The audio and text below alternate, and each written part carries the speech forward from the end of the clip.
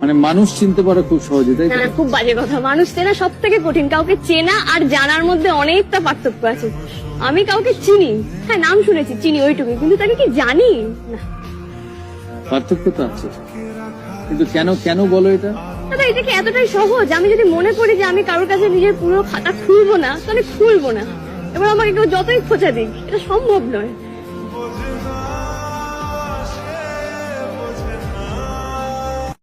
মানুষ চেনা খুব ডিফিকাল্ট। সারা জীবন পেরিয়ে যাবে, বাট তুমি মানুষকে চিনতে পারবে না। আমার তাই মনে হয় মানুষকে চেনা যাবে না।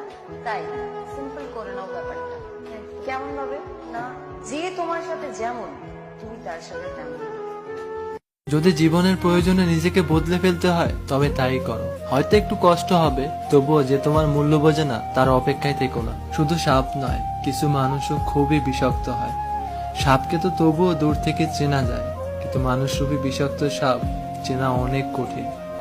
আপন মানুষ চেনা বড় দায় রে, আপন মানুষ বোঝা বড় দায়, আপন মানুষ